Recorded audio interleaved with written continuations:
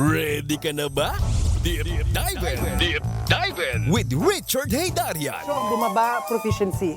Hindi nag-adjust. Na-miss natin si Richard. Pero makakasama natin siya Here. via Zoom. Richard! Narinig mo Kamusta kami. po? Good afternoon po. Oy, malamig din dyan parang dito sa Pilipinas. May malamig din dito, Richard. Oh, at naman naka-jacket kaming lahat. Hindi ka naka-green. Hindi ka naka-green. Wala lang akong pangbayad ng heater dito. Nagtitipid din, ha? Richard, bumaba yung proficiency rating natin at 0.4% at grade 12 level. Hindi kaya ng mga grade 12 graduates natin mag-discern between fact, fiction, and opinion. Ganun kalala. At pababayan mula kanilang grade school. 0.4. Kasama yung math problem. Numeracy din, napakabagsak. No? Hindi lang siya pagbibilang, kundi pagko-compute. Hindi pala 1% ha? 0.4%. Ang proficient. Ang proficiency Less than rating. 1%. My goodness, tuwang-tuwa yung mga diktador, yung mga gustong ginagawang mahina yung mga Pilipino para mauto nila. So ano that's- masasabi mo dyan, Richard? Richard, no, that's 4 out of 1,000 students. Correct? Well, I mean, may naalala ko may isang ambassador na nagsabi, ito ay galing sa isang bansa na nag-invest talaga sa ating mga development projects sa Pilipinas. Sabi niya, ito yung pinaka-ticking time bomb. So imagine mo, ang dami namin pinag-usapan, West Philippine Sea, yung laban ng Marcos versus Duterte. Pero katulad ng sinabi niyo, yung mga figures talaga, nakakatakot talaga, di ba? At medyo dapat nagising na tayo sa katotohanan dito sa krisis sa ating education sector nung lumabas yung mga global rankings like the PISA rankings, no? Tinitignan yung math proficiency at saka yung basic reading comprehension. Second to the last tayo sa buong mundo, di ba? And then lumabas yung World Bank numbers dun sa functional literacy, lampas sa 9 out of 10 sa ating mga kabataan. I think from grade 1 to 7 may problema. And then now, dito naman sa EDCOM, basically na-confirm itong mga nakakatakot na numero na nakita natin sa mga international indices. Almost 9 out of 10 dun sa grade 1 to 3 ay struggling to read. Meron din tayo nakita last year, I think EDCOM din galing yan, 18 million na nag-graduate ng high school na may basic proficiency numbers. I mean, even kumpara dun sa mga peers natin, syempre, pwede mo sabihin, tama naman si Dino, mayaman tayo sa maraming bagay. But of course, in terms of level of economic development, lower middle income country tayo. But actually, pag kinumpara mo yung Pilipinas doon sa mga bansa na very similar sa atin in terms of level of economic development and per capita income, we're still not doing very good, di ba? Sobrang mas malalang Pilipinas kumpara sa Indonesia, sa India, at yung Vietnam, which is just slightly richer, mas mayaman sa atin sa per capita income, a few $100 lang here and there. Doon sa PISA rankings, for instance, top 10 sila in the world. I think nag-number 8 sila nung isang taon. In fact, kinausap natin si Senator Gatchalian the other year about this. Nag-study tour yata yung ating mga legislators sa Vietnam para intindihan ano nangyari. So obviously, hindi lang pera yung level of development ng issue. Talaga systematic ang problem. At siguro yung malas talaga ng Pilipinas on this level is, sunod-sunod yung Duterte sa education sector. So meron kang 6 years of Duterte presidency kung saan katulad ng sinabi niyo kanina, napakabagal yung pagbalik ng ating mga estudyante dun sa basically normal schooling na panahon ng pandemic. Again, way behind curve tayo. Even if kumpara mo yung Pilipinas sa mga peers natin economically. And then, dito pwede natin pag-usapan yung politika behind President BBM choosing si Sara Duterte na mag-head ng DepEd. Siguro para sa kanya mas less damage yun or damage control yan kumpara sa yung preferred ni Sara na maging defense secretary. Pero tignan mo naman yung damage sa ating education sector kung saan maraming kapalpakan nangyari ng Duterte administration. And then ngayon, diretso in charge of DepEd. Nakita natin yung numbers, di ba? 3% lang yung completion rate dun sa mga klase na dapat ginawa in terms of infrastructure. Dun sa mga 6,000-7,000 dapat na repair, 200 lang na ayos. So you're looking at single-digit levels of completion, of repair. At alam natin, comprehensive yung problema natin sa ating education sector, whether ito yung training ng mga teachers, whether yung overloaded yung mga teachers. Alam natin, mas mahirap magturo sa Zoom. Naggawa ko yan dati. Not to mention infrastructure connectivity. And then of course, itong issue ng mga piatos. And napaka-efficient mukhang si Sara pagdating sa confidential fund expenditures. Pero pagdating dito sa kanyang tunay na trabaho, talagang makikita natin they were not up to the task. Ako naman, politics, naintindihan natin, minsan meron yung figurehead dyan. Pero kung titignan mo yung buong team ni Sara Duterte, no offense kay Dino, maraming abogado pero walang masyadong maraming education experts. No? Correct. Kailangan natin ng mga tao na may PhD sa education or may mga tao na may alam sa developmental psychology. Alam natin, for instance, maraming pag-aaral na nagpapakita na, kunyari, doon sa nutrition, pag tumulong ka sa growth stunt, in terms of curbing growth stunt, kung may proper nutrition yung kids, etc., ang laki ng epekto nito sa kanilang IQ and long-term absorption capacity. So, ang daming mga angulo dito na sana inayos, not to mention yung transition natin sa K-12, which was not straightforward. So, malas talaga tayo nung we had the Duterte administration na overall a paragon of incompetence, and then meron kang isang tao na clearly was not up to the task or baka iba yung kanyang priority ng DepEd secretary siya. Hindi ba nakatulong yung libro niya, yung Isang Kaibigan? Hinintay ko pa rin yung mga critical reviews. Literary magazines. Yung mga Diba? ganun, yung Diba mga Canva financial approved times. naman daw yung Isang Kaibigan. Ano naman daw ni layout. Pero yes, nabanggit kasi ni Richard, diba? Nung alala lang natin, bago umupo si President Duterte, halos na-solve ng Aquino administration ang backlog sa classrooms. At the same time, inilaban for the longest time. Very unpopular ang transition to K-12.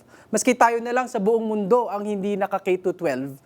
Isa sa mga konti na lang na bansa, ang gagawin na lang Duterte administration ay i-ensure na smooth ang transition. Pakikumpirma mo nga yung datos na naaalala ko, Carlo, no? Batay sa datos, nag-shift tayo pa K-12, ibig sabihin mas maraming kinailangan na classrooms nung panahon ng Aquino administration. Kasi Coming from nadagdagan the Arroyo backlog pa. Yeah. May backlog sa panahon ni Arroyo Yes. ng classrooms, ibig sabihin may mga tao na nagkaklase pa rin sa ilalim ng puno, no? At sa kung saan-saan, sa labas, sa covered court or sa court na hindi nga covered, no? May backlog doon. Tapos sa K-12, dumagdag yung mga grades. So, ibig sabihin, kailangan ng dagdag na classroom. Pero, nung natapos yung Aquino administration, wala nang classroom backlog. At wala na rin textbook backlog kung matatandaan natin. Ano nangyari pagkatapos nun? Well, supposedly, the Duterte administration who just inimplement na lang sana yung K-12 and transition. Kaso nga lang parang na-defocus. Pinasok ang education sa tinatawag na build, Paano build, naman build. sila mag-focus? Biglang dumami mga flood control projects. Exactly. So, sila parang naging Sabi sideline mo, ba? priority talaga ang problema. Tignan mo yung mga Diskaya pa lang, di ba? Ang laking project na nakuha nila, billion-billion na flood control project. In fact, No, dun alam sa... naman natin yung K-12, yung idea there is para mag-align yung sistema Yes. natin sa international. Naalala ko yung mga 10-15 years ago, pag nag-apply ka sa abroad, kahit may masters ka pa, ang trato sa Pilipinas is ay dahil hindi kayo 12 years basic education, parang BA pa rin ang trato sa So kailangan mo mag-isa pang masters or Correct. whatever para pwede ka mag-PhD or something like that. So yung idea ng K-12 is mag-align tayo sa international standards. Alam ko marami akong nakausap ng mga parents na inis, ano ba naman yan, 2 taon ng dagdag. Of course, dun sa mga iba, malaking gastos para sa kanila yan. Pero yung the whole idea was magiging internationally competitive tayo. And then yung namalas ng Pilipinas ang sumunod sa Aquino administration just when we were doing yung K-12 na napakahirap na transition. It's very difficult. Ang dami mga angulo dyan, ang dami mga potential unintended consequences. Biglang meron kang sunod-sunod na isang administrasyon under Duterte and then isang DepEd secretary under Sara na clearly either hindi sila invested in or both potentially hindi sila competent enough to carry itong process ng consolidation. Kasi alam natin transition na napakahirap na transition yan, 'di ba? Itong transition sa K-12. So ironically, ginawa natin yan para maging more globally competitive. Next thing you know, meron kang isang dekada, basically a lost decade, no? Meron tayong isang lost decade, 6 years of Duterte, 2 to 3 years under Sara Duterte. Kung saan hindi natin na-consolidate yung gains ng K-12, but at the same time, lumala pa yung ating kalidad ng ating edukasyon. At unfortunately, Dino, we're gonna pay the price for this for decades to come. Diba? Kung meron kang daan-daan milyon sa ating mga kababayan, sa ating mga kabataan na hindi proficient, etc., lalong lalala itong problema ng economic divide, digital divide, at alam natin, papunta na tayo sa artificial intelligence, increasingly competitive world economy. Paano naman tayo mag-compete dyan?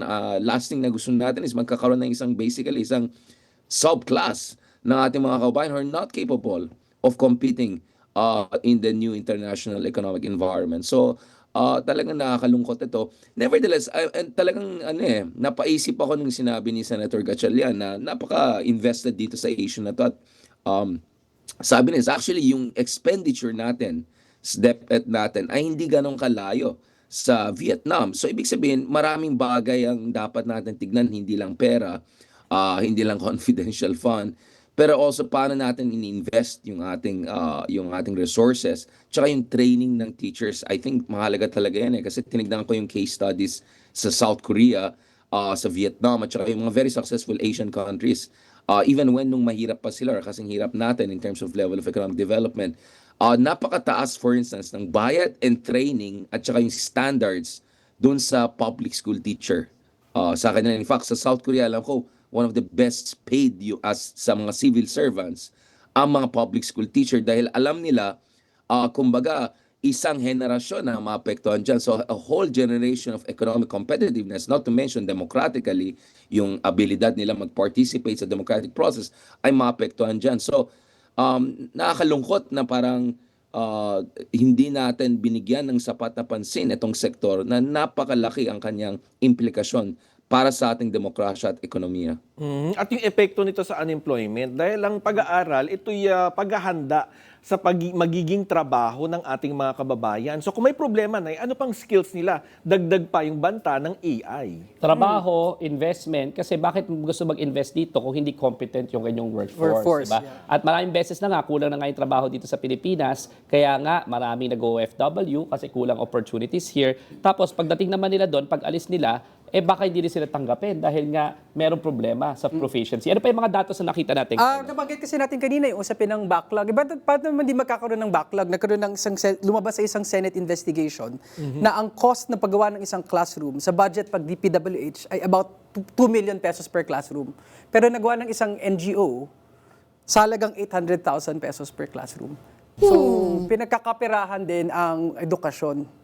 No? So, under-constructed na nga, pinagkakitaan pa. Tsaka naalala natin Hindi, yung mga baka issues kailangan natin magdeklara ng emergency talaga situation dito sa Dapat. education sector natin para mas scrutinize talaga paano natin ginagastos yung mga resources na binibigay natin. Kasi base sa ating saligang batas, yung education department ang dapat ng pinakamalaking budget, di ba? Dapat lampas pa sa ating defense spending. So imagine mo, ang dami natin resources na kailangan ay ilagay dyan. Pero I mean, kami, yung mga nagtuturo ng graduate school at saka sa universidad, nakikita namin, umakyat yung problema Kasi di ba, pinapagraduate yung mga iba, tapos dumadaan sila sa amin sa graduate level or undergraduate level.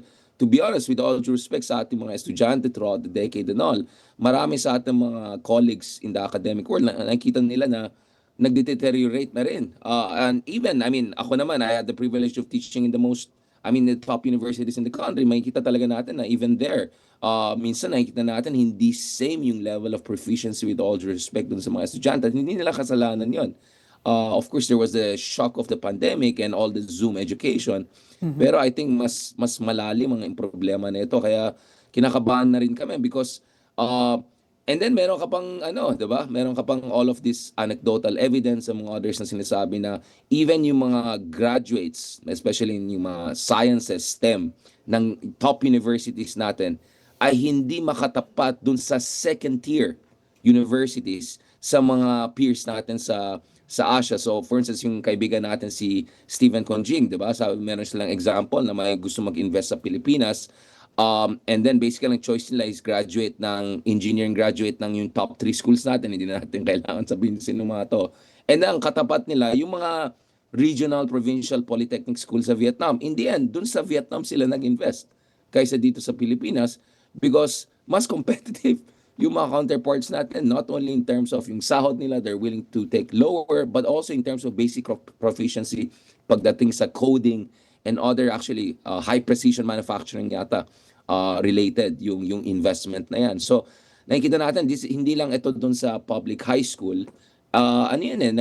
Nag-mutate na ito Kumbaga naapektuhan yung buong education system natin including yung mga top universities natin. So nakakatakot ang implication na ito para sa ating bansa in terms of our economic competitiveness for years to come. Pero actually para sa akin dapat tignan din natin yung ating philosophy pagdating sa education. Unfortunately, I think yung treatment natin sa education is parang vocational. I mean, there's nothing wrong with vocational education kung yun ang talagang gusto mo. Pero kung yung national approach mo ay de facto vocational kasi labor exporting country ka, siguro hindi tayo dapat magtataka na hindi tayo naglalagay ng mga best of the best. I mean, dapat best and brightest mo ay in charge sa Department of Education. Tama. Because yung Department of Education mo mag-ensure ng best and brightest yung mga tao mo, yung mga citizens mo, yung mga kabataan mo. So nakakalungkot na mukhang hindi napaprioritize. I mean, imagine yung kalidad ni Brother Armin, di ba?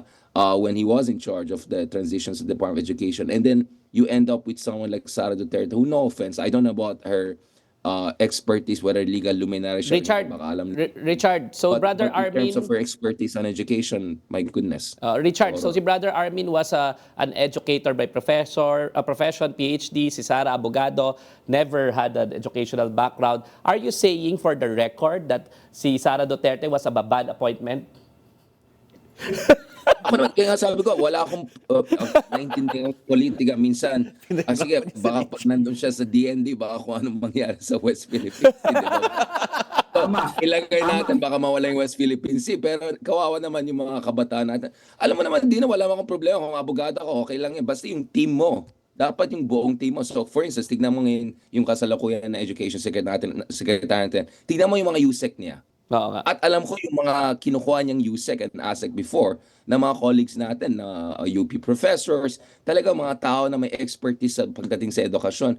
So hindi lang ito usapin ng Angara versus Sara versus Brother Armin. Itong usapin na sino yung team niya. Kung titingnan mo yung team ni Sara, sino ba yung mga yan? Correct. Yung iba, abogado rin na wala naman akong problema sa abogado, pero wala silang expertise dito sa issue ng edukasyon at mukhang iba yung priorities nila. So nakakalungkot yan. For me, that was one of the more, I would say, unfortunate choices or options for President Marcos. But I understand there was some politics involved in that. And ako naman, dahil West Philippines yung concern ko, wag niyo ilagay sa DND yan. Baka saan mapunta ang politika natin, di ba? But yeah, nakakalungkot yan. But having said that, dapat, I think ngayon, klarong-kala yung mga numero, nakakatakot, horror story talaga yung mga statistics kung titignan mo. So dapat ngayon talagang uupo tayo at titignan natin how can we make the most out of yung available resources natin and how much more na kailangan natin dagdagan at talaga i-scrutinize natin one by one everything that has been going wrong dito sa sistema natin because parang Rubik's Cube yan eh. Hindi lang yan numero ng klase, hindi lang yan kalidad ng mga teachers, hindi lang yan yung curriculum, di ba? Lahat yan kailangan mo ayusin sabay-sabay para makuha mo yung eksaktong gusto doon pa sa Rubik's Cube. Kaya napakahirap itong education crisis na yan. At unfortunately yun nga eh. Ang after effects niyan ay dekada eh. Isang henerasyon ay naapektuhan dito. So, we have to do really something serious about it. I think yung EDCOM, isa sa recommendation nila is kailangan ng more marang integrated approach kasi parang medyo sabog din yung education system natin. Di ba? Meron kang CHED, meron kang TESTA, meron kang DepEd. So, there has to be some way of having a more efficient, integrated approach given gaano kalalim yung problema ng education crisis natin. Okay. Kaya nga naalala ko dyan yung sa essay ni Dr. Jose Rizal na sinabi niya na yung darating yung isang henerasyon na wala ng restriction sa pag-aaral. Andito na siya ngayon, pero parang bigo naman nating pag-aralin ng mabuti yung ating mga kabataan na pag-asa ng bayan. Okay. Ay, kaya St. Anthony Mary Claret, pray for us! Kaya time out muna dahil sa aming pagbabalik.